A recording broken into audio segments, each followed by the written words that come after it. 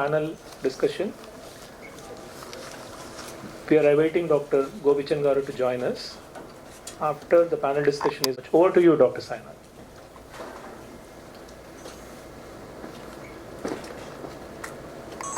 And I think the entire idea of this program is what we have seen in 2025. How should we approach 2026? Is it just business as usual? So what are the key learnings and how should we work on health? So మేము సాధారణంగా అందరూ స్పెషలిస్టులు వాళ్ళ స్పెషాలిటీలో busy ఉంటూ complicated cases అన్ని treat చేస్తూ వాటిల్లో busy ఉండడం తప్పితే ఈసారి అసలు పేషెంట్స్ మా దగ్గరకు వచ్చే ముందే అసలు ఏం జరుగుతుంది, అసలు వీటి కారణాలు ఏంటి, దీన్ని మనం ఎలా నివారించుకోవచ్చు అన్నది ఆలోచన అనమాట. సో రీసెంట్గా ఒక పేపర్ ఆర్టికల్ చూసాం వేర్ కెనడాలో almost some 20 or 25,000 people have died waiting for appointments కానీ ట్రీట్మెంట్ గురించి కానీ, అంటే బీయింగ్ ఒక డెవలప్డ్ కంట్రీలో. బట్ లక్కీలీ ఇండియాలో మనకి యాక్సెస్ అండ్ వెల్నెస్ చాలా అద్భుతంగా ఉంది. But still we are seeing a wellness paradox. అంటే యాక్సెస్ ఉండి, ఇన్ని వెల్నెస్ టెస్ట్లు ఉండి, ఇన్ని హాస్పిటల్స్ ఉండి, ఎంతమంది డాక్టర్స్ ఉండి, అర్బన్ ఏరియాస్ అంటే మేజర్ మెట్రోపాలిటన్ సిటీస్లో is it really translating in to better living and better cure rates and better survival అన్నది ఒక క్వశ్చన్. సో ఇవాళ మన ఎక్స్పర్ట్స్ అందరి నుంచి ఫస్ట్ మనం చూసి డిస్కస్ చేయాలనుకుంది అనమాట. సో ఫస్ట్ డాక్టర్ శ్రీకాంత్ గారు, హీఈస్ అన్ ఇంటర్వెన్షనల్ కార్డియాలజిస్ట్. సో మనం రీసెంట్గా చూసినట్టయితే ఆల్మోస్ట్ 1 in 6 హార్ట్ అటాక్స్ మన దేశంలో less than 40 years ఏజ్ వాళ్ళకి రావటం. సో ఇది మనకి గ్లోబల్ బర్డన్ ఆఫ్ డిసీజ్ అనే దీంట్లో మనం చూసాం. Welcome doctor Sridhar, he is our senior consultant nephrologist. So we welcome. So coming back to our question, most ఇంపార్టెంట్గా మనం తరచుగా న్యూస్ పేపర్లో కూడా చూసాం. అండ్ డేటా ఇప్పుడు ఏం చెప్తుందంటే 1 in 6 in India is having heart attack less than 40 years of age. So మీ అనుభవంలో అంటే ప్రజెంటేషన్ జబ్బు దాని లక్షణం మార్చిందా, ఆర్ మనం బెటర్గా డిటెక్ట్ చేసి people are coming earlier? Thanks అండి, thanks for inviting me to this great panel. So basically I think audience are from from అందరూ అన్ని రకాల వాళ్ళు ఉన్నారు ఇక్కడ. సో కొంతమందికి అర్థమవుతుంది, కొంతమందికి టెక్నికల్గా అర్థమవుతుంది. సో హార్ట్ అటాక్స్ చూసుకుంటే యాజ్ ఎ హోల్ ఇంతకుముందు సాయినాథ్ గారు చెప్పినట్టు వెస్ట్రన్ డేటా చూస్తే, అంటే అమెరికా కానీ యూకే కానీ చూస్తే 1 in 10 below 45 years heart attacks వస్తూ ఉంటాయి. అంటే 10 మందిలో ఒకళ్ళే ఉంటారు 40 ఏళ్ళు 45 ఏళ్ళు లోపు వాళ్ళు. మా ఎక్స్పీరియన్స్ చూస్తే మన ఇండియన్ డేటా చూస్తే 6 ఒకళ్ళు, ఇంకా చెప్పాలంటే 4 ఒకళ్ళు, కొన్ని స్టడీస్ అయితే ఈవెన్ 4 ఒకళ్ళు below 45 years below 40 years heart అటాక్స్తో వచ్చేవాళ్ళు ఉన్నారనమాట. సో ఇన్ఫాక్ట్ మనం డేటా కన్నా what you have seen is much more. So మా ఎక్స్పీరియన్స్ కూడా అలాగే ఉంది. ఎట్లా అయిపోయిందంటే ఇప్పుడు 65 ఏళ్ళు వాళ్ళు ఎవరన్నా చెస్ట్ పెయిన్తో వస్తే ఇది అసలు హార్ట్ అటాక్ అయ్యకపోవచ్చు అన్న ఇదిలాగా అయిపోయింది. ఎందుకంటే హార్ట్ అటాక్స్ పెద్ద వయసు వాళ్ళ కంటే almost most of them 35 to 50 years లోనే చూస్తున్నాము హార్ట్ అటాక్స్ అనేది. Who was the youngest heart attack patient last year which is? Last year was 23 అండి, 23 years. సో ఇది చిన్న I just wanted to share this actually. So ఇది ఎట్లా జరిగిందంటే young man engineering college student chest pain అని వచ్చారు ఎమర్జెన్సీకి. ఆ అబ్బాయిని మాట్లాడుతున్నాను, ఈసీ చూసాము, హార్ట్ అటాక్ అని తెలిసింది.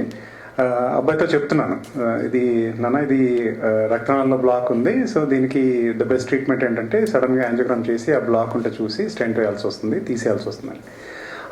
స్టెంట్ అనగానే అబ్బాయి సార్ నాకు తెలుసు స్టెంట్ అంటే ఏంటన్నాడు. అదే ఎట్లా తెలుసు, ఫ్యామిలీలో ఎవరికన్నా వేసారా ఏంటంటే, లేదు సార్ నా క్లాస్మేట్కి కూడా మొన్న మధ్య వేశారు. సో జస్ట్ ఇమాజిన్ ఒక క్లాస్లో who is probably in his college and then 2 people getting stents. అంటే ఇద్దరికి హార్ట్ అటాక్ వచ్చి స్టెంట్ వేయటం అనేది చాలా అరుదైన విషయం. ఇంతకుముందు అసలు ఆ వయసులో ఎవరు వినుండేవాళ్ళు కాదు. సో ఇలాంటి సిచ్యువేషన్స్ ఈ మధ్య కొత్తగా ఏం లేదనమాట. సో చాలామంది ఇప్పుడు రైట్ నో మా హాస్పిటల్ అడ్మిట్ అయిన last 2 heart attacks for 40s, early 40s, 41 ఒకళ్ళు, 43 ఒకళ్ళు. సో ఇది ఎంత ఇదైపోయిందంటే ఇప్పుడు 40sలో హార్ట్ అటాక్ అనేది మాకు అసలు కామన్ కూడా అనిపించట్లేదు, అంటే రేర్ కూడా అనిపించట్లేదు, అంత కామన్ అయిపోయింది. So so undoubtedly. So next question మీరు అడిగిన దానికి ఏంటంటే వీళ్ళు ఎర్లీగా వస్తున్నారా లేకపోతే సో ఇది క్లియర్ కట్ గా అగైన్ అంటే ఇట్ ఈస్ బికాస్ మనకి ఇప్పుడు మనం చెప్పాం కదా వెల్నెస్ పారాడాక్స్, మనకి యాక్సెస్ ఎక్కువ ఉంది కాబట్టి మనం ఇలాంటి ఎక్కువ డిటెక్ట్ చేస్తున్నామా, లేకపోతే నిజంగానే జబ్బు the trend is that we are seeing younger patients?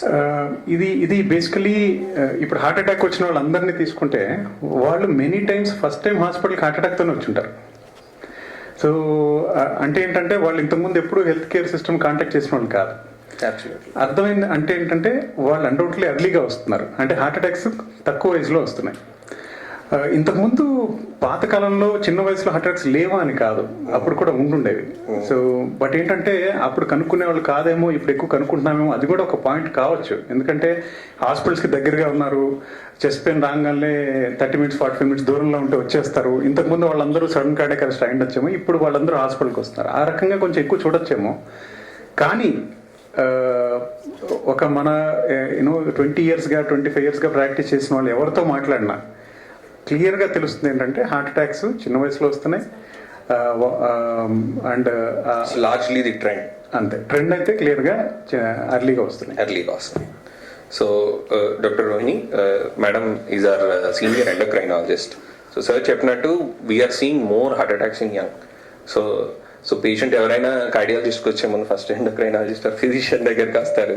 Because మనకు అందరికి తెలిసింది ఏంటంటే diabetes is one of the risk factors for heart disease అని. సో ఈ అవేర్నెస్ పెరగడంతో బట్ రీసెంట్గా చూస్తుంటే మనకి సిమిలర్ క్వశ్చన్ దట్ మనం ఈ అవగాహన పెరిగి ఎక్కువ డయాబెటీస్ చూస్తున్నామా, ఆర్ ఈ యంగ్ పేషెంట్స్లో ఇట్లా హార్ట్ అటాక్స్ వస్తున్నాయంటే ఈవెన్ డయాబెటీస్లో కూడా there is any shift in the young diabetics?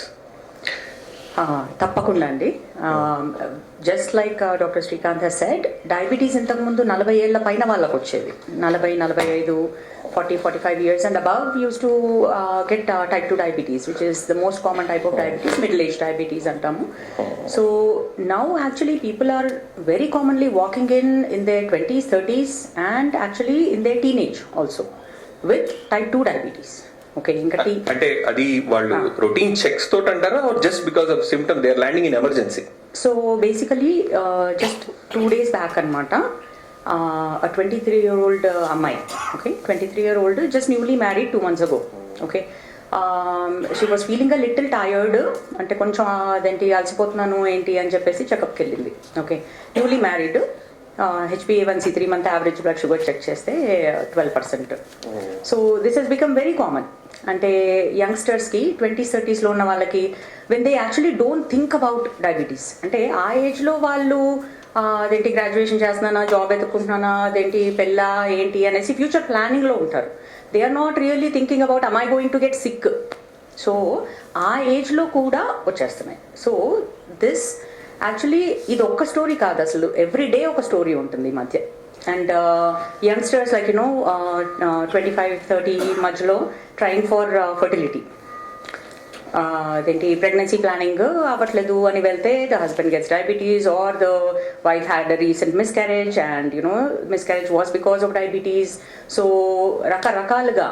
So almost అంటే మీరు చెప్పిన దాన్ని బట్టి చూస్తే అసలు వెల్నెస్ యాక్సెస్ పెరగడం మూలంగా డిటెక్ట్ చేయట్లేదు మనం, they are actually coming with complications of diabetes. Correct. And then we are seeing them at a young age. Correct. So this years back ఎప్పుడైతే నేను డిఎం చేస్తున్నప్పుడు ఉన్నప్పుడు ఉంటే కిడ్నీ ఫెయిల్ అయిన వాళ్ళందరూ కూడా ఎట్లా అంటే more than 60-65 long standing diabetes, ఒక 10-15 years డయాబెటీస్, హైపర్ టెన్షన్ ఉన్న వాళ్ళు కామన్గా అంటే 70%, ఒక 100 patients డయాలిసిస్లో ఉంటే 70% above 55-60 years and 70% reason only diabetes, hyper tension ఉండేది.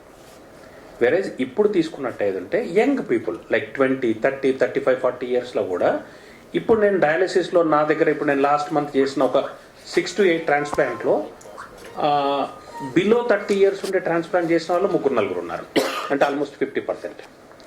మెయిన్ రీజన్ ఏంటంటే ఒకటి ఈ లైఫ్ స్టైల్ డిసీజెస్ పెరగడం, లైక్ డయాబెటీస్ అనేది ఎర్లీగా వస్తుంది. లైక్ శ్రీకాంత్ చెప్పినట్టు ఏంటంటే కార్డియాక్ ప్రాబ్లం వచ్చిన తర్వాత next step is kidney problem. So వాళ్ళకి ఎర్లీగా 30-40 ఇయర్స్ 20 ఇయర్స్ 30 ఇయర్స్కి వాళ్ళకి డయాబెటీస్ వల్ల, మెటబాలిక్ సిండ్రోమ్ వల్ల, ఒబెసిటీ వల్ల హార్ట్ ఎఫెక్ట్ అవుతుంది. ఒక 5 ఇయర్స్లో కిడ్నీ ఎఫెక్ట్ అవుతుంది. It is not we are detecting definitely early, but definitely increased prevalence of disease. Last నేను ఒక 6 months ముందు ఒక పేషెంట్ చూశాను. పాపం వాడు ఏంటంటే యుఎస్లో అండర్ గ్రాడ్యుయేషన్ కోసం వెళ్ళాడు. అక్కడ సమ్ వామిటింగ్స్ అని వెళ్ళి టెస్ట్ చేసుకుంటే వాడి క్రియాటిన్ అనేది 8 ఉంది. అంటే కిడ్నీ ఫంక్షన్ అనేది less than 10% ఉంది. బ్లడ్ ప్రెషర్ అనేది కంట్రోల్ లేకుండా ఉంది. ఇమీడియట్లీ వాళ్ళకి అక్కడ, అంటే పాపం వాడు స్టూడెంట్ కాబట్టి ఫెసిలిటీస్ లేక మళ్ళీ ఇక్కడికి నా దగ్గరికి for transplant, mother is a donor transplant కోసం వచ్చారు. వచ్చినప్పుడు ఏంటంటే వాడి వెయిట్ చూస్తే 130 kgs and kidney function is less than 10%. 130 kg weight ఉన్న వాళ్ళకి ఈవెన్ ట్రాన్స్ప్లాంట్ చేయడం కూడా డిఫికల్ట్. బికాస్ ఒకటే కిడ్నీ అంత బాడీని ఫిల్టర్ చేయాలంటే అది కూడా తొందరగా డ్యామేజ్ అయ్యే అవకాశాలు ఎక్కువ ఉంటాయి. సో ఇమీడియట్లీ కౌన్సిలింగ్ ఏంటంటే you are not suitable for transplant now, and immediately I have sent to for him counselling, weight reduction at least below 100 kgs వచ్చిన తర్వాతనే వీల్ థింక్ అబౌట్ ట్రాన్స్ప్లాంట్. అప్పటి వరకు డయాలిసిస్ మీద ఉందామని. This is one negative aspect we are seeing younger patients with kidney problem requiring transplantation at 20-25 years of age. అంటే ఇక్కడ ఒక చిన్న డౌట్, అంటే ఆడియన్స్, మనం మీరు స్టార్టింగ్లో అన్నట్టుగా డయాబెటీస్, ఈ హైపర్ టెన్షన్ ఇవి వచ్చి కిడ్నీ చెడిపోవడానికి కనీసం ఒక 10-15 ఏళ్ళు అయ్యి, సో మీరు 60లో ఎక్కువ మంది చూసేవాడు. సో ఇప్పుడు యంగ్ పేషెంట్స్ 30 ఏళ్ళ వాళ్ళు ఇది వస్తుంది అంటే వాళ్ళకి ఒకవేళ ఈ లైఫ్ స్టైల్ డిసీజెస్ ఉన్న అంత టైం కూడా ఆగట్లేదు, ఎండ్ స్టేజ్ రిలేటెడ్. సో ఇప్పుడు అవుట్కమ్స్ పరంగా చూస్తే ఎలా ఉన్నాయి? ఆ అవుట్కమ్స్ లో కూడా తేడా ఉందా? మనం యంగ్ లో డిటెక్ట్ చేస్తున్నాం, అఫ్ కోర్స్ ఈ విత్ వాళ్ళందరికీ ట్రాన్స్ప్లాంట్ చేసినా కానీ how is that outcomes? Is it as? No, again that outcome depends upon patient understanding. That's what I'm going to tell now. Yes. So just counseling, and before transplant I sent to Rohini whether we can try new injections to reduce the weight. But first thing is diet control, a regular exercise. With getting evaluated for infertility treatment, and on evaluation we found she is having ovarian cancer where I have to remove both the ovaries and uterus. So she cannot become pregnant anytime in future and life risk. Yes, when I was studying, when I was a student, we never used to see a cancer below the age of 45 years. Now the youngest cancer patient I operated is 18-year-old. I'm not talking about pediatric cancer. Pediatric cancers are different, which we see in 2 year, 3 year. I'm talking about adult cancers, which I'm seeing in younger generation. And for that, the reason I believe is what Dr. Rohini has reiterated: double hit. One is your genetic predisposition, like for breast cancer you have BRCA gene, and second the environmental factor. Every day I go for morning walk, 6 o'clock. I ask my chat GPT, should I go for morning walk today? What he told, you will be astonished. He told, don't go for morning walk today. You know the reason? The AQI, the pollution index in Hyderabad is more than 300. And with that AQI, if you go walking, the pollutants will go up to the alveoli, which will lead to lot of lung problems. So it is a double hit which is impacting the high incidence of cancer. One is your genetic makeup, and second is the environmental factor. So I think you made a important point. So ఇప్పుడు అందరితోటి మాట్లాడే one thing which we can understand ఏంటంటే, మనం యంగ్లో ఎక్కువ problems చూస్తున్నాం. అంటే ఆ myth జబ్బులన్నీ పెద్దవాళ్ళలో age పెరుగుతున్నకు వస్తుంది, వయసు రీత్యా వస్తుంది. ఎందుకంటే మోస్ట్ కామన్ గా మనకు నేర్పించేది age is the single most risk factor for cancer. Age పెరుగుతున్న కొద్ది క్యాన్సర్ రిస్క్ పెరుగుతుంది. So one of the most important thing that myth got busted. First thing. Second thing ఏంటంటే, all have a similar life style problem. What we are doing, so what we are doing as this thing. And third most important point is the environment in which we are living, which also has changed over the year. So with this, I think we should look forward. How do we address it, this thing? So I'll add one point before we progress. Yes. So Dr. Vipin has clearly mentioned how ఎట్లా environmental factors influence చేస్తున్నాయి మనల్ని అని చెప్తున్నారు కదా. So ఒక రకంగా చూస్తే madam అన్నారు ఇందాక మన అందరు ఇండియన్స్కి ఒక జెనెటిక్ ప్రీడిస్పోజిషన్ ఉంది అని. But when it comes to cancers ఇండియన్స్కి అంత ప్రీడిస్పోజిషన్ లేదు కంపేర్ టు వెస్టర్నర్ పాపులేషన్తో చూస్తే, ట్రెడిషనల్గా చూస్తే, ఎస్పెషల్లీ జిఏ మ్యాలిగ్నెన్సీస్ చూస్తే మనకు అంత ప్రీడిస్పోజిషన్ లేదు. But of late that incidence is increasing. రోజు చూస్తున్నాం యంగర్ పేషెంట్స్ చూస్తున్నాం. When it comes to colorectal malignancies also, GA malignancies కూడా చూస్తే, even today the population which is affected by colorectal cancers అమెరికాలో లేదా వెస్టర్న్ కంట్రీస్లో చూస్తే all above 50s and 60s. So anything ఎవరికైనా 50 years కానీ తక్కువగా కోలరెక్టల్ క్యాన్సర్ ఉంది అని అంటే మనం ఏమంటాం, దాన్ని ఎర్లీ ఆన్సెట్ కోలరెక్టల్ మ్యాలిగ్నెన్సీ అంటాం. But the trend in India is again very very alarming. Even today if you see American data or European data, అన్ని కోలరెక్టల్ మ్యాలిగ్నెన్సీస్లో ఒక 10% పీపుల్కే యంగ్ పీపుల్కి వస్తుంది. వేరస్ ఇండియన్ డేటా చూస్తే 30 to 40% ఆఫ్ ద పీపుల్కి, young పీపుల్కి colorectal malignancy వస్తుంది. అంటే ఎంత డిఫరెన్స్ వస్తుంది, almost 300 times 400 times more prevalent అవుతున్నాం. సో ఎందుకు అనేది we need to really think. ఈ ఆస్పెక్ట్స్లో మనం మాట్లాడాలి, ఇంపార్టెంట్. ఎందుకంటే these are all preventable also. Not that వచ్చేసింది ప్రాబ్లమ్ మనం ట్రీట్మెంట్ తీసుకుంటున్నాం కాదు. We can definitely prevent many of these issues. Absolutely. So most important ఏంటంటే young are getting, we are getting bad diseases. You think what should be the ideal monitoring, health monitoring అన్నది ఎలా ఉండాలి, especially with respect to the cardiovascular disease with so many young? What should be the age of at which the monitoring should start? What are the things we should look for? ఇప్పుడు జరిగినంత చాలా great discussion. So దీన్ని బట్టి మనకు అర్థమైంది ఏంటంటే, మనకి ఏ జబ్బుకైనా కారణాలు ట్రెడిషనల్ రిస్క్ ఫ్యాక్టర్స్ అంటాం. అంటే sugar, for example heart attack తీసుకుంటే బీపీ, షుగర్, కొలెస్ట్రాల్ అనేది ట్రెడిషనల్ రిస్క్ ఫ్యాక్టర్స్. మనకు తెలియని రిస్క్ ఫ్యాక్టర్స్ కూడా ప్లే చేస్తాయని అర్థమైంది. అదేంటంటే పొల్యూషన్ ఒకటి, ఇప్పుడు మాట్లాడిన దాన్ని బట్టి. సో స్ట్రెస్ ఒకటి, నాయిస్ పొల్యూషన్ కావచ్చు, ఎయిర్ పొల్యూషన్ కావచ్చు, ఫుడ్ అడల్టరేషన్ ఒకటి. అంటే ఫుడ్లో చాలా అడల్టరెంట్స్ ఉన్నాయి. మనకి ఆ పెస్టిసైడ్స్ ఎలా పనిచేస్తాయి ఇవన్నీ ఇంకా తెలియదు actual long term effects. So ఇవన్నీ రిస్క్ ఫ్యాక్టర్స్. బట్ ఇక్కడ అడిగిన క్వశ్చన్కి మనం అర్థం చేసుకోవాల్సిందంటే, ఇప్పుడు ఫర్ ఎగ్జాంపుల్ మనిషికి 40 ఏళ్ల వయసులో హార్ట్ అటాక్ వస్తుంది అంటే లోపల జరుగుతున్న ప్రక్రియ ఏదైతే అబ్నార్మాలిటీ ఉందో అది అప్పుడే రాదు, 6 నెలల ముందు మొదలవదు. ఆల్మోస్ట్ 10 to 12 years ముందు నుంచి లోపల అబ్నార్మాలిటీ మొదలై ఉంటుంది. అంటే 40 ఏళ్ల వయసులో హార్ట్ అటాక్ వచ్చిందంటే ఆ ప్రాబ్లమ్ 30 ఏళ్ల వయసులోనో 25 ఏళ్ల వయసులోనో మొదలైంది. రిస్క్ ఫ్యాక్టర్స్ వచ్చి ఉండాలి. ఆ లోపల ఇప్పుడు హార్ట్ అటాక్ అంటే గుండె రక్తనాళాల్లో కొలెస్ట్రాల్ డిపాజిట్ ఉంటుంది. అది 10%, 20%, 30% వరకు పెరగచ్చు. ఆ తర్వాత సడన్గా అన్స్టేబుల్ అయి చిట్లుతుంది, గుండె రక్తనాళం క్లోజ్ అయిపోతుంది. అలా హార్ట్ అటాక్ వస్తుంది. ఆ 0% నుంచి 10, 20, 30% కొలెస్ట్రాల్ అక్యుములేషన్ అనేది 10-15 ఏళ్ల ముందు నుంచి మొదలవుతుంది. ఆ రక్తనాళాల్లో మార్పులు కూడా 10-15 ఏళ్ల ముందు నుంచి వస్తాయి. అందుకే మనం ఇప్పుడు 40 ఏళ్ల వయసులో హార్ట్ అటాక్ని ఆర్ క్యాన్సర్ని అరికట్టాలంటే 38 ఏళ్ల వయసులో మొదలు పెడితే అవ్వదు, రైట్? 20-25 years నుంచి మొదలు పెట్టాలి. సో ఫర్ ఎగ్జాంపుల్ ఇప్పుడు మనం కొలెస్ట్రాల్ కంట్రోల్ చేయాలి. మన హార్ట్ అటాక్ 40 yearsలో ఇచ్చేయాలంటే కొలెస్ట్రాల్ని మనం 15 ఏళ్ల వయసు, 20 ఏళ్ల వయసు నుంచి దాని మీద దృష్టి పెడితేనే, దాన్ని కంట్రోల్ చేస్తేనే 40 ఏళ్ల వయసులో మనం అరికట్టగలుగుతాం. So there is more need for wellness and అంటే అవగాహన. అంటే నేను చెప్పేది ఏంటంటే, ఎస్ we should start మన చెకప్స్ కూడా కొంచెం ముందుగానే స్టార్ట్ చేయాలని. ఎగ్జాక్ట్లీ. మనం ఇందాక మాట్లాడుకున్నట్టుగా షుగర్ కూడా ఇప్పుడు పిల్లల్లో కూడా type 2 డయాబెటీస్ చూస్తున్నాం అంటున్నాము. సో మనం ఇప్పుడు గైడ్ లైన్ వైజ్ చూసుకున్నా, అంటే మనం పరీక్షలు ఏ టైంకి ఎప్పుడు చేయించుకోవాలనేది చూసుకున్నా కానీ ఫస్ట్ కొలెస్ట్రాల్ 20 ఏళ్ల వయసు లోపే ఫస్ట్ కొలెస్ట్రాల్ టెస్ట్ చేయించుకోవాలి. సో అది ఇంకా అసలు స్కూల్లో 9 to 11 years అంటే స్కూల్లోనే ఫస్ట్ టైం కొలెస్ట్రాల్ చెక్ చేయాలని కూడా చాలా గైడ్ లైన్స్ వస్తున్నాయి ఇప్పుడు. సో ఎంత అర్లీగా మనం యాక్ట్ చేస్తే అంత బెటర్గా మనం ఈ జబ్బులన్నీ అరికట్టగలం అని. సో 35 ఏళ్ల వయసులో హార్ట్ అటాక్ వస్తుందంటే 30 ఏళ్ల వయసులో యాక్ట్ చేసినా సరిపోదు, స్కూల్ వయసు నుంచి యాక్ట్ చేయాలనేది నా ఉద్దేశం.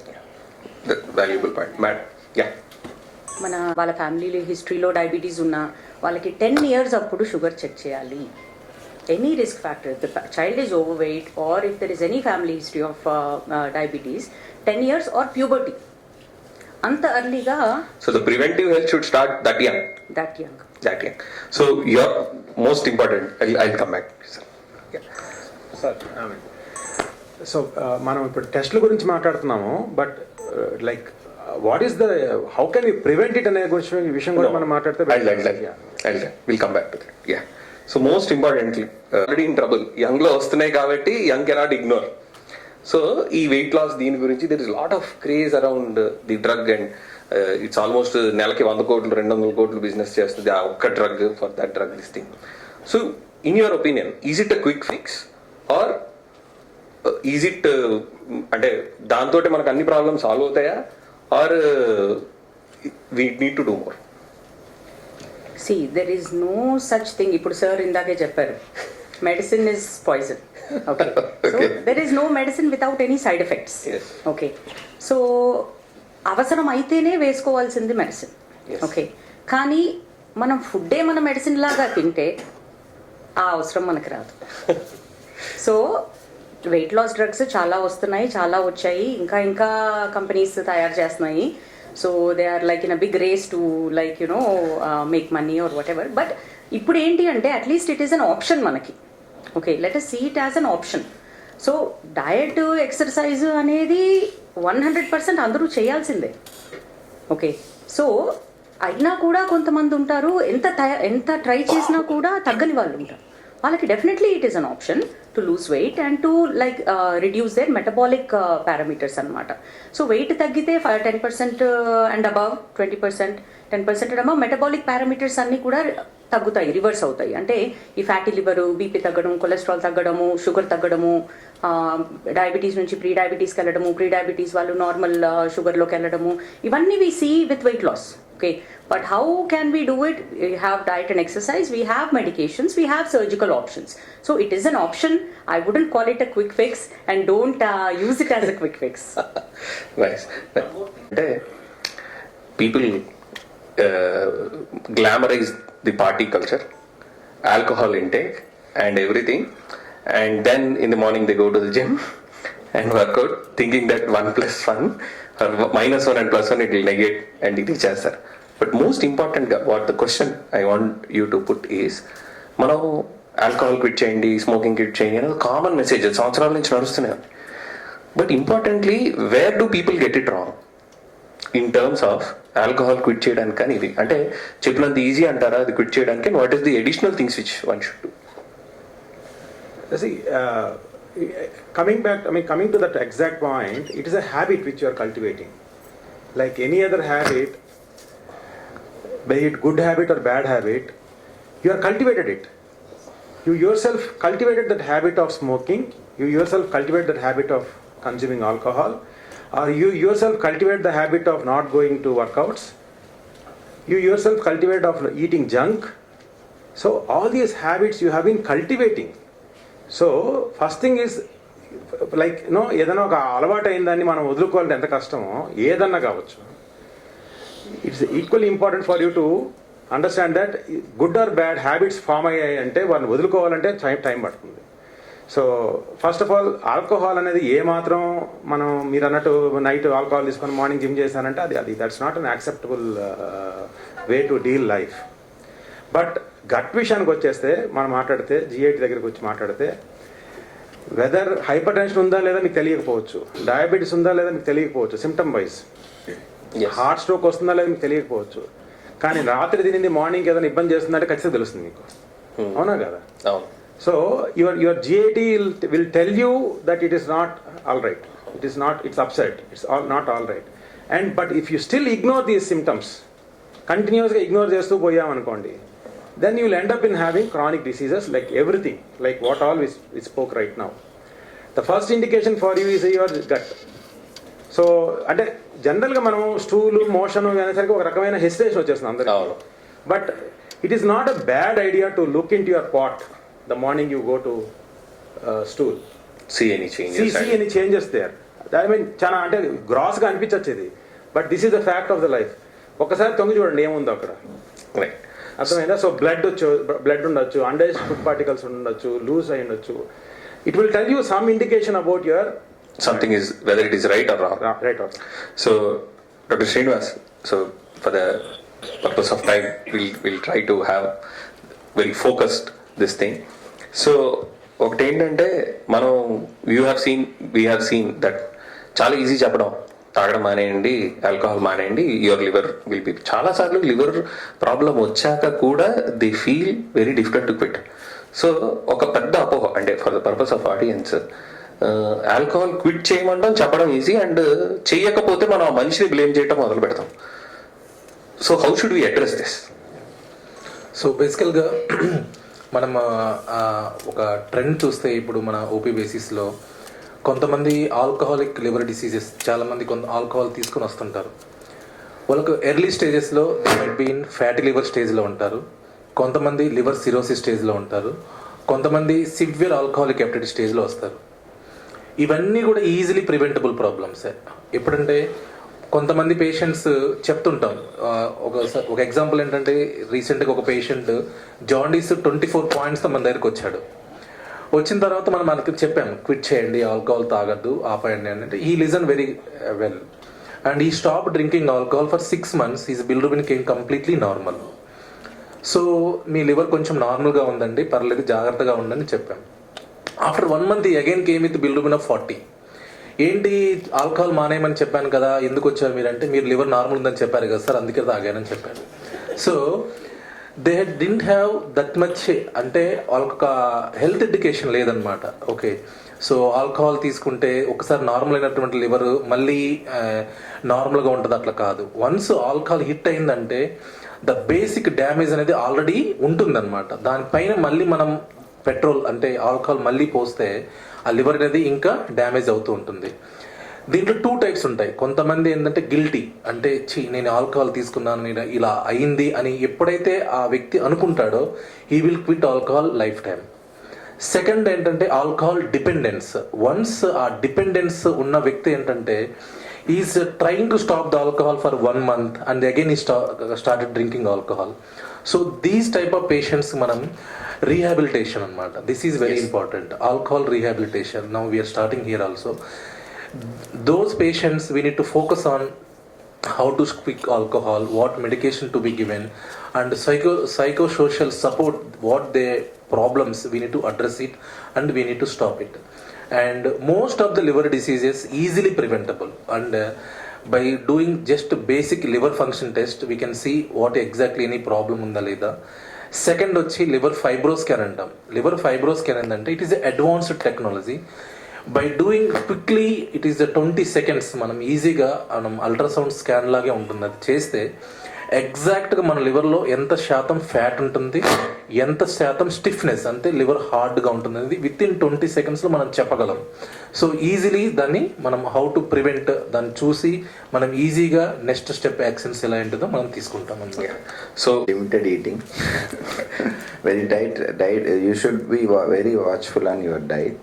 One single suggestion, my personal level, after once growth stops, but particularly in males around after 24 and in females 18 to 20, after once growing age stops and ఒకసారి పెరగడం అనేది ఆగిపోయిన తర్వాత at least you should shift to 2 meal a day. Absolutely. That is a gross thing. And one thing is a diet, exercise is simple form and not always exercise means not always intense workout or something. At least minimum is a brisk walking 150 minutes per week. Minimum these 2 things if you do, at least you can maintain minimum health. Dr. Vipin, one preventive thing. As an oncologist, I want everybody to take a pledge. The most important risk factor in India for cancer is tobacco. Tobacco is not only chewing tobacco, smoking, it can be in many form with pan everything. So one thing which I suggest everybody is to stop tobacco. If you stop tobacco today or government bans tobacco today, 60% of the oral cancer will come down. Many of the hospital will become bankrupt. So I want hospital to become bankrupt and people should live healthy. So stop tobacco. That is the only point I want to convey. One point. If there is one test if you want to do to detect early cancers in GIT at least, if there is any altered bowel habits, please don't hesitate to visit a doctor and undergo a colonoscopy. It's very, very important because in Western they have regulated, Almost once in 5 years, the once in insurance 5 companies have that. mandated In screening. India, unfortunately, we don't have that, and I think we should also insist on our governments to implement that, protocols to be followed by everyone. Absolutely. We should make a pulse. Yeah. Last points. Yeah. Like all of us, we have discussed that. Like 20-30 years, we are seeing, and how to prevent that. One good thing is, see, if I have one son and daughter, if I tell, like, he is going to be exposed for either smoking or this one, even he goes to either intermediate or engineering. Before that stage, like in the 8th or 9th class or 10th class, don't tell him directly that don't go for alcohol, but give the examples. Suppose if I see one young patient with hypertension, like I have one CKD patient who is a drug abuser. Generally, I go not to tell him, I discuss in the family, this patient has got alcohol, now these are the problems he is facing. So all of us should discuss about to their kids about ill health in general. Not as don't do this, don't do this. He thinks that something is great is there. అంటే consequences చెప్పడం important. Yes, if we just మానండి అంటే ఎవరు మానరు. See, if you tell the consequences before he is exposed for that. Before already problems ఉంటే prevention, early detection, and ఈ risk factors లేకుండా కూడా చూడడానికి we have to take our preventive health, and the healing should start like what our panelists have said. It start at home, in schools, at community level, and everyone have a role in bringing these numbers down. Thank you, one and all.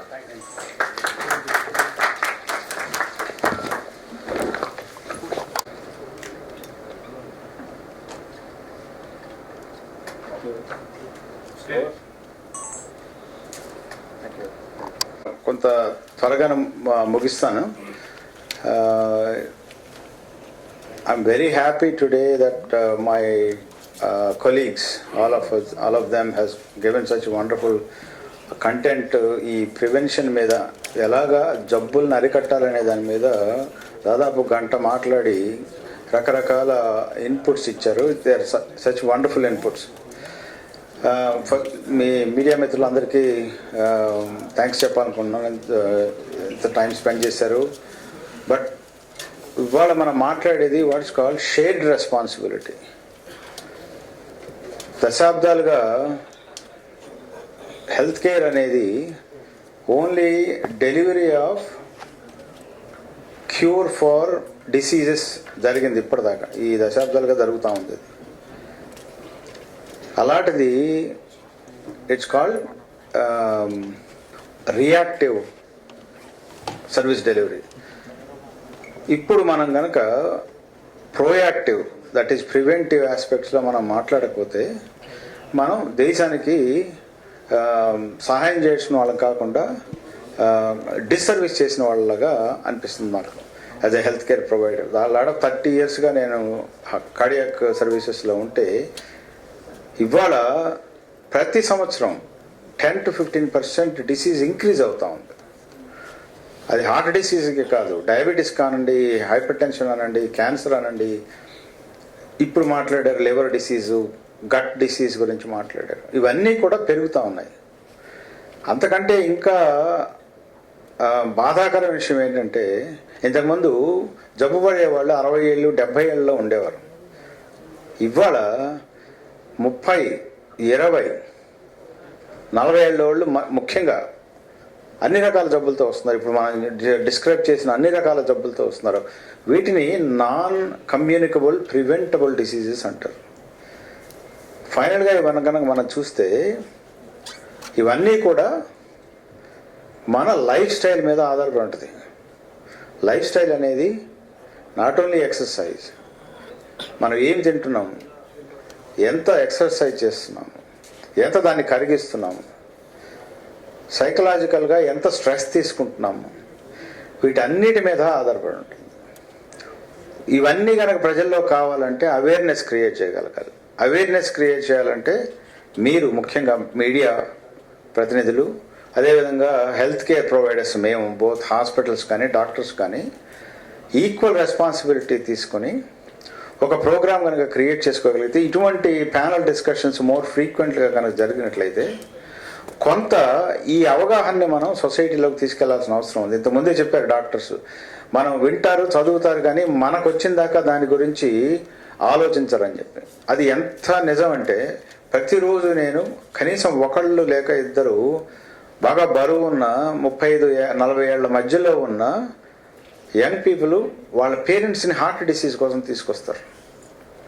వాళ్ళ operation చేయించాలనో లేదా stent పెట్టాలనో లేదా ఇంకొక medicines ఇవ్వాలనో ఆలోచిస్తారు కానీ వాళ్ళకున్న డేంజర్ని వాళ్ళు అసలు ఆలోచించరు. వీళ్ళందరూ ఐటీ వాళ్ళు, మళ్ళీ ఈ సాఫ్ట్వేర్ అంటారు, అమెజాన్, వాట్ ఎవర్, ఈ మల్టీనేషనల్ కంపెనీస్లో 10 గంటలు కూర్చొని పనిచేస్తారు, జంక్ ఫుడ్ ఆర్డర్ చేసి తింటారు కానీ ఒకరోజు కూడా ఎక్సర్సైజ్ చేయరు. సో మేము మా హాస్పిటల్ రెస్పాన్సిబిలిటీ టుడే మేము ఆలోచించింది లాస్ట్ 1 yearగా హాస్పిటల్ బాగా జరుగుతూ ఉంది, అలాగే మన దేశం చాలా బాగా జరుగుతూ ఉంది. కానీ ఇలాగే వదిలేస్తే ఈ యంగ్ పీపుల్ ఏదైతే మన జీడిపికి మన కంట్రీ గ్రోత్కి పనిచేస్తున్నారో వాళ్ళు they will become a disastrously sick people. అది ఇంకా ఎక్కువ పడిన ఇది ఇప్పుడు ఎంత లాభం ఉందో ఇంకో 10 ఏళ్లలో అంత నష్టం జరుగుతుంది మనకి. అందువల్ల అందరూ ఫ్యామిలీస్ కానీ మీడియా కానీ డాక్టర్స్ కానీ అందరూ this becomes a shared responsibility for all of us. దానికోసం అని చెప్పి మీకు అందరికీ తెలుసు వరల్డ్ డే హార్ట్ డే రోజు ఒక క్యాప్షన్ క్రియేట్ చేస్తారు, ఒక ట్యాగ్ లైన్ క్రియేట్ చేస్తారు ఈచ్ ఇయర్. అలాగా స్టార్ హాస్పిటల్ తరఫున నెక్స్ట్ ఇయర్ విచ్ ఈజ్ 2026 మేము దాన్ని ఇయర్ ఆఫ్ హీలింగ్ అనే టైటిల్ తోటి మా రెస్పాన్సిబిలిటీ కింద మీ మాధ్యమం ద్వారా ప్రజల్లోకి ఈ అవేర్నెస్ అని, ప్రివెన్షన్ ఈజ్ వెరీ ఇంపార్టెంట్. జబ్బు వచ్చిన తర్వాత ట్రీట్ చేయడం ఎంత ఇంపార్టెంటో ప్రివెన్షన్ ఈజ్ అంత ఇంపార్టెంట్. ఇవి ప్రోగ్రామ్స్ ఉంటాయి, మీరు కూడా అవగాహన పెంచుకొని ఇవి చేసినందువల్ల నాట్ ఓన్లీ డిసీజ్ ప్రివెన్షనే కాకుండా కొన్నిసార్లు డిసీజ్ని ఓల్డ్ ఏజ్కి కూడా నెట్టేయడానికి అవకాశం ఉంటుందనే క్యాప్షన్ మనం ప్రజల్లోకి తీసుకెళ్ళడానికి మా వంతు ప్రయత్నంగా ఈ స్టార్ హాస్పిటల్ ద్వారా ఇయర్ ఆఫ్ హీలింగ్ 1926 అనేది ఈ ప్రోగ్రాం ద్వారా ప్రతి నెల ఏదో ఒక ప్రోగ్రాం ద్వారా ఈ ప్రివెంటివ్ ఆస్పెక్ట్స్ గురించి మేము మాట్లాడదలుచుకున్నాము. మా రెస్పాన్సిబిలిటీ ఫ్రమ్ అవర్ సైడ్. అదేవిధంగా మీ అందరినీ కోరేది ఏంటంటే ఈ నాలెడ్జ్ని మీరు పబ్లిక్లోకి తీసుకెళ్ళి మాలాట్ హాస్పిటల్స్ తోటి కొలాబరేట్ అయ్యి 10 మంది చెప్తే కానీ 11సారి ఎక్కపోవచ్చు, కొంతమంది 10 సార్లు చెప్పవచ్చు, కొంతమంది ఒకేసారి చెప్పాలి. సో మీ అందరూ ఇవాళ ఇక్కడికి వచ్చి మాతో ఈ టైం షేర్ చేసినందుకు thank you very much. But we all talking about shared responsibility. All the very best for the next new year 2026. Thank you. అందరికీ నమస్కారం. ఫస్ట్ మీడియా మిత్రులందరికీ మా స్టార్ హాస్పిటల్ తరఫున ధన్యవాదాలు చెప్తున్నాను. ఎందువల్లంటే మనకి పాత సంవత్సరం దగ్గరలో ముగుస్తూ ఉంది. 2025 2026లోకి ఎంటర్ అవుతున్నాము. ఇప్పుడు ఇందులో గత సంవత్సరంగా మేము చూసింది ఏంటంటే జబ్బులు ప్రతి అవయవానికి సంబంధించిన జబ్బులు పెరిగిపోతూ ఉన్నాయి. కనీసం 10% 20% పెరుగుతూ ఉన్నాయి ఈ జబ్బులు. వీటన్నిటిని ప్రివెంటబుల్ డిసీజ్ అంటాము. అంటే మన చేతిలో ఉంది. ఈ జబ్బు మనకి రావడానికి అవకాశం ఉందా లేదా అనే దానికి వ్యాధి నిర్ధారణ ఉంటుంది. అదేవిధంగా జెనెటిక్స్ ద్వారా ఈ రావడానికి అవకాశం ఉందా లేదా తెలుసుకోవచ్చు. స్క్రీనింగ్ ప్రోగ్రామ్స్ ఉన్నాయి. దయచేసి అందరూ ముఖ్యంగా యంగ్ పీపుల్ 30 to 40 years మధ్యలో ఉన్న వాళ్ళు ఈ అవేర్నెస్ చాలా ఇంపార్టెంట్. ఎవరు జబ్బు రాదు అనే ప్రసక్తి లేదు, ఎవరికైనా రావచ్చు ఒకటి. రెండోది సిమ్టమ్స్ ఉండాల్సిన అవసరం లేదు.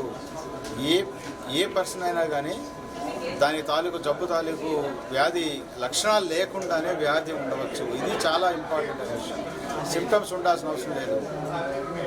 అవేర్నెస్ క్రియేట్ చేసుకుని ఈ ఇన్ఫర్మేషన్ అనేది ప్రతి చోట జరుగుతుంది. హార్ట్ డిసీజ్ నుంచి కానీ, షుగర్ కానీ, బీపీ కానీ, క్యాన్సర్ కానీ, లివర్ డిసీజెస్ కానీ ఏవైనా కానీ దానికి సంబంధించి ఎలా ప్రివెంట్ చేయాలనేది ఇనఫ్ ఇన్ఫర్మేషన్ ఉంది. ఇవాళ చూసినట్లయితే 30 నుంచి 40 ఏజ్లో ఉండే వాళ్ళ జబ్బులు, అన్ని రకాల జబ్బులు, హార్ట్ అటాక్ ముఖ్యంగా, అదేవిధంగా హైపర్ టెన్షన్, బ్రెయిన్ స్ట్రోక్లు కానీ, క్యాన్సర్స్ కానీ చాలా ఎక్కువగా కనబడుతున్నాయి. ఇవన్నీ కూడా సెడెంటరీ లైఫ్ అంటే వ్యాయామం లేకుండా ఇండిస్క్రిమినేట్ ఈటింగ్ అంటే ఏది పడితే అది జంక్ ఫుడ్ లాగా తినేసి తర్వాత స్ట్రెస్ పెంచుకొని ఉద్యోగంలో కానివ్వండి, రిలేషన్షిప్స్లో కానివ్వండి, ఫైనాన్షియల్గా కానివ్వండి, ముఖ్యమైన ఈ 3 కారణాలు మీరు అర్థం చేసుకుని లైఫ్ని 2026 I want to slow my life down. నేను ఇంకా 80 ఏళ్ళ పైన బతకాలంటే నేను ఇవాళ కొంచెం స్లో అవ్వాలి, ఎక్సర్సైజ్ కొంచెం పెంచాలి, కానీ start with slow, small targets పెట్టుకొని 1 కిలోమీటర్ 2 కిలోమీటర్ అలా మొదలు పెట్టాను. అదేవిధంగా తగ్గించుకుంటాను, ఇంత తక్కువే తింటాను, స్లో. అగైన్ స్ట్రెస్, ఫైనాన్షియల్గా కూడా నేను కొంచెం స్లో అవుతాను. ఇలాగా be slow, become a healer for yourself, your family and people around you. Be a inspirer to others to keep your health for as long as you can. So ఈ 2026 సందర్భంగా అందరికీ శుభాకాంక్షలు తెలుపుతూ year of హీలింగ్గా దీన్ని పరిగణించి మీ ఆరోగ్యాన్ని మంచిగా చేసుకోమని అందరి తరఫున కోరుతున్నాను. Thank you very much.